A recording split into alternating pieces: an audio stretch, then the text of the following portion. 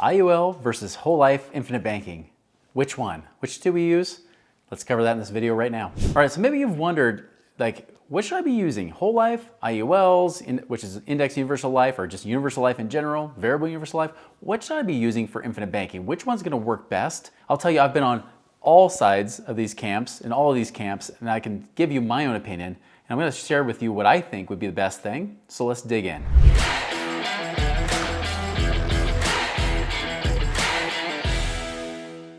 All right, so let's start talking about what these different types of insurances are and how infinite banking really works. Now, if you're just looking into infinite banking, there's a lot of different definitions, a lot of different interpretations. I give a shout out and credit to the Nelson Nash Institute, who of course coined the term infinite banking. And they were coining that term based on how a lot of companies and even banks have been using whole life insurance and or universal life in some cases. They've been using this over the years. And especially they would use it as a way to cycle their money through, get money out and then have it come back through, and they're picking up interest dollars along the way.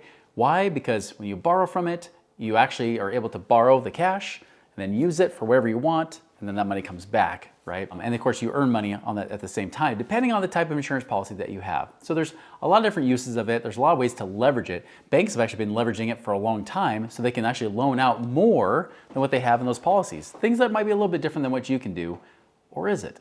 And so let's talk about the difference of these different types of life insurance, how they deal with it. Now, I'm not gonna talk much about term insurance because we already know term life insurance is just death insurance. It's an expense. It just covers you for when you die, just like car insurance does. There's no extra component of this tax-free savings account inside of it. That is actually what makes infinite banking work. It's not about the death benefit per se. It's really about the cash value and how do you utilize that cash value to help you make more money in the process. Now, I'll recommend a book you can read, definitely to go back about infinite banking, Nelson Nash, called Becoming Your Own Banker. It's kind of the classic in this space. Now there's things, because it was written quite a long time ago, there's things that I do agree with versus things I don't agree with. And we can talk about that, of course, but ultimately, we're trying to talk about what's the best vehicle to use. Now, if you were to ask Nelson Nash, he's gonna tell you whole life insurance. So let's talk about whole life and what it is, because there's even an argument for IULs too. Whole life insurance is very much really the oldest form of life insurance that we've had. Whole life insurance has been around for a couple hundred years in just the US alone. There's been different versions of life insurance over the years, but whole life insurance has been around for a long, long time. Now, what makes whole life different than term insurance of course, covers you for a specific period of time. Whole life will cover you your whole life. The negative to that is, of course, because it covers you your whole life and they fix the premium for their whole life, naturally it's going to be higher because they know it's much more likely to pay out at some point. Where term insurance, the companies literally bank on the fact that you're not going to die before you use up that term insurance. Because if you get, like, say, a 20-year term insurance and you're 30 years old, the chance of you dying before you're 50 are very, very slim. And the insurance companies know this. They also know that there's going to be other insurance salesmen out there all the time trying to sell you on term life insurance. Therefore, you're probably not going to be with them very long anyways, also lessening their risk. I actually know of specific insurance companies that literally are hoping that you will replace your insurance after a couple years with them, just so you'll move on and give the risk to the next insurance company, and then you just make pure profit. Now, whole life insurance, they actually profit, depending on whether it's a mutual company or not. Some of them will even pay you based on the profits earned from term life insurance. So whole life insurance is very much, it's got the death benefit that covers you your whole life, but it's also got this tax-free savings account inside of it. This tax-free savings account, like I mentioned, grows tax-free, comes out tax-free.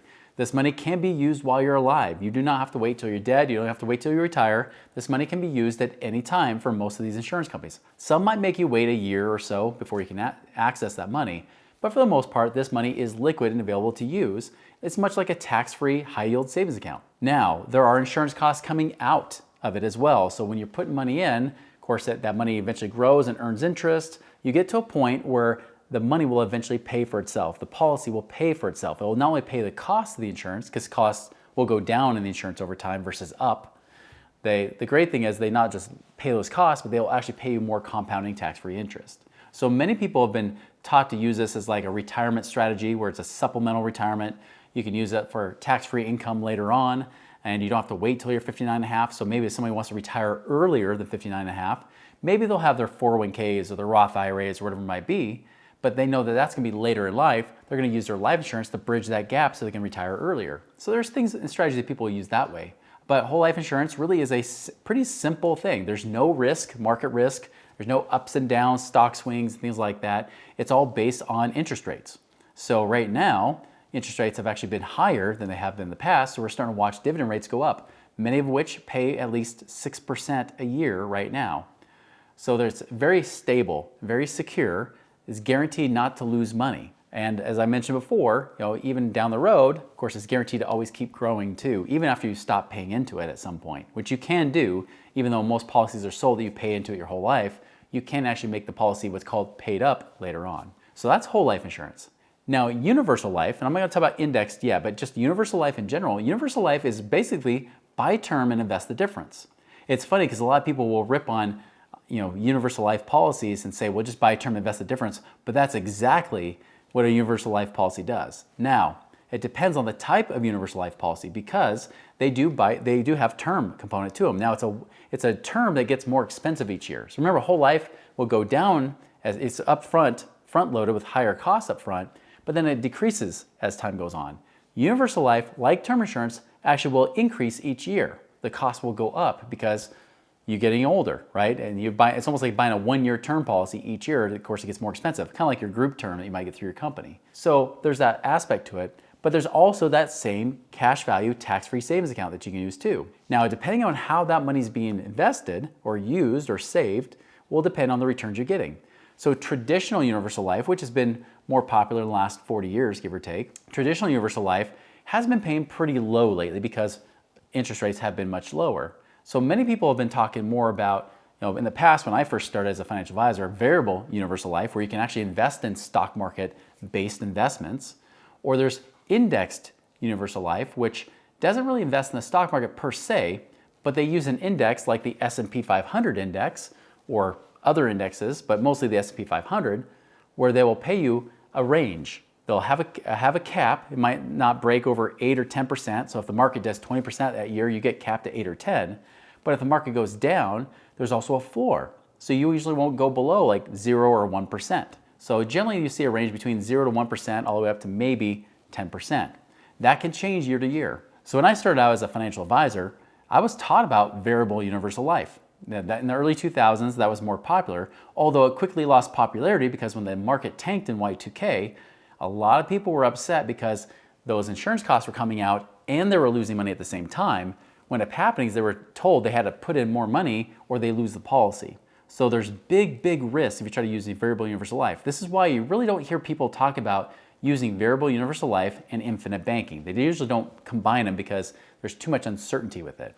But that literally is like buy term, invest the difference, right, when you use variable universal life. So about the mid-2000s, I started hearing about this indexed universal life. Indexed universal life, like I said, is very similar, but they cap it.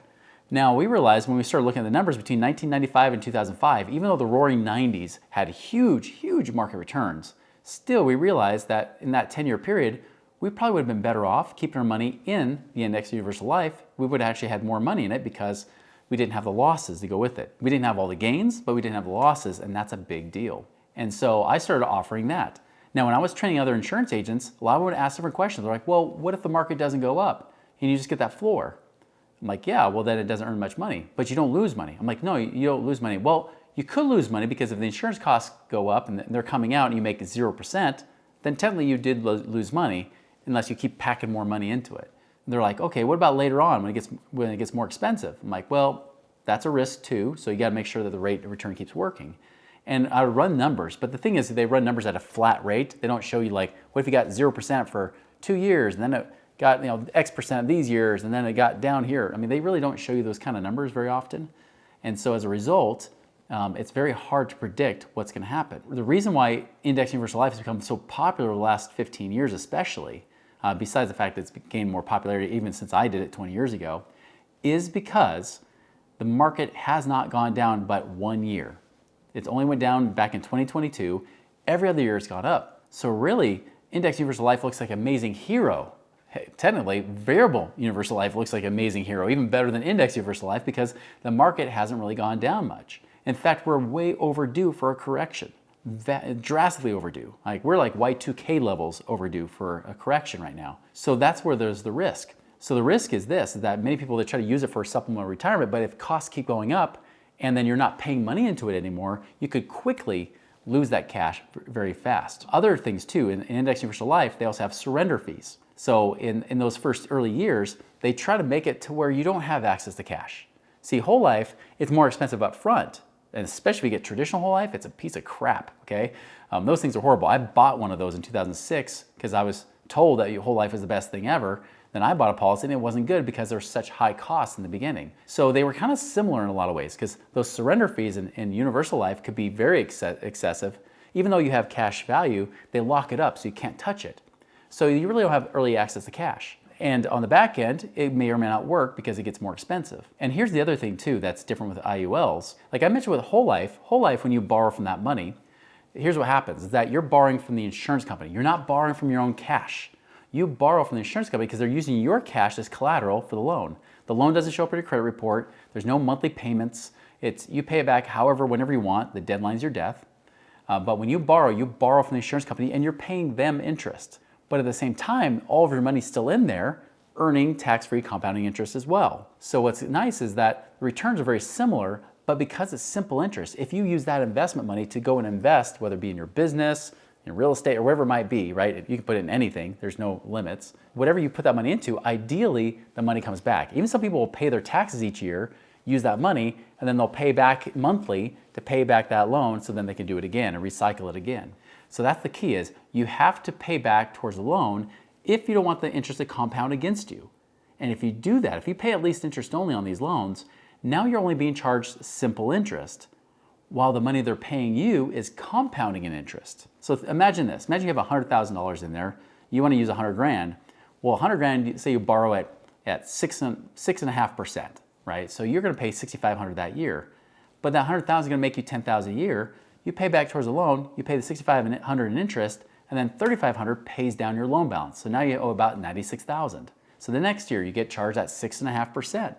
And now it's going to be a little less than 6,500, right?